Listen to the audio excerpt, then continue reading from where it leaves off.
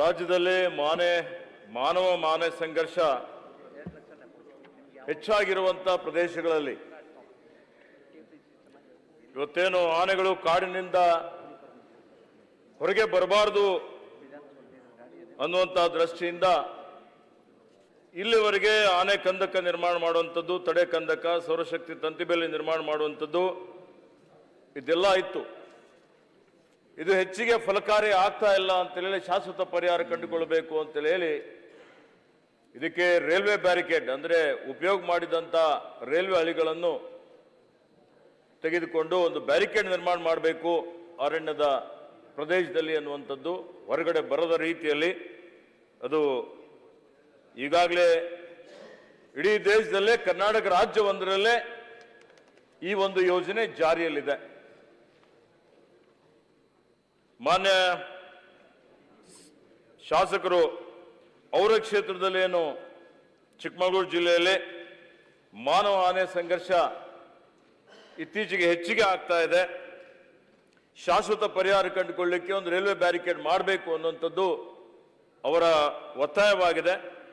2022-23ರಲ್ಲಿ ಇವತ್ತು ಅವರ ಕ್ಷೇತ್ರದಲ್ಲಿ ಸುಮಾರು 1,73,00,000 ರೂಪಾಯಿಯ ಒಂದು ಯೋಜನೆ ಅಡಿಯಲ್ಲಿ ರೈಲ್ವೆ ಬ್ಯಾರಿಕೇಡ್ ನಿರ್ಮಾಣ ನಡೀತಾ ಇದೆ.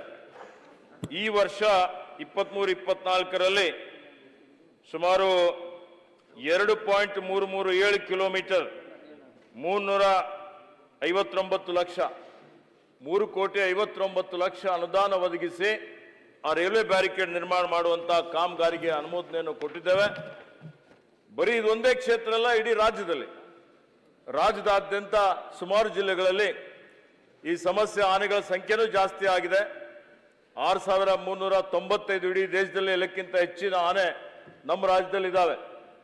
ಹೀಗಾಗಿ ಎಲ್ಲಾ ಕಡೆ ಆಯವ್ಯಯದಲ್ಲಿ ಈ ವರ್ಷ ಬರೀ 100 ಕೋಟಿ ರೂಪಾಯಿ ಅನುದಾನ ಈ ಮಾನವ ಪ್ರಾಣಿ ಸಂಘರ್ಷಕ್ಕೆ ಮೀಸಲಿಡಲಾಗಿತ್ತು.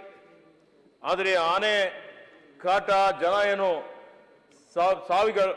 ಸಾವಾಗ್ತಾ ಇದೆ, ಇದನ್ನು ತಡಿಬೇಕು ಅಂತ ಹೇಳಿ ಮಾನ್ಯ ಮುಖ್ಯಮಂತ್ರಿಗಳ ಜೊತೆಯಲ್ಲಿ ಅವರ ಒಂದು ಪ್ರಸ್ತಾವನೆ ಕೊಟ್ಟು ಅನುಮೋದನೆಯನ್ನು ಪಡೆದು ಈ ವರ್ಷ 120 ಕಿಲೋಮೀಟರ್ ರೈಲ್ವೆ ಬ್ಯಾರಿಕೇಡ್ ನಿರ್ಮಾಣ ಮಾಡಲಿಕ್ಕೆ ನಾವು ಅನುಮೋದನೆಯನ್ನು ಕೊಟ್ಟಿದ್ದೇವೆ. ಮತ್ತೆ ಇದಕ್ಕೆ ಸುಮಾರು 200 ಕೋಟಿ ರೂಪಾಯಿ ವೆಚ್ಚ ಆಗ್ತಾ ಇದೆ. ಹೋದ ವರ್ಷ 75 ಕಿಲೋಮೀಟರ್ ಕೊಡಲಾಗಿತ್ತು.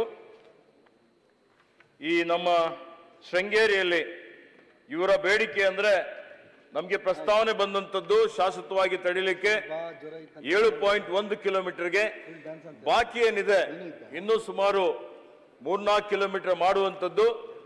ಅದಕ್ಕೆ ಅನುದಾನ ಹೆಚ್ಚುವರಿಯಾಗಿ ಪಡೆದು ಯಾವುದೇ ರೀತಿಯಲ್ಲಿ ಮಾನವ ಹಾನಿ ಆಗದ ರೀತಿಯಲ್ಲಿ ಮತ್ತು ಬೆಳೆ ನಷ್ಟ ಆಗದ ರೀತಿಯಲ್ಲಿ ಇವತ್ತು ರೈಲ್ವೆ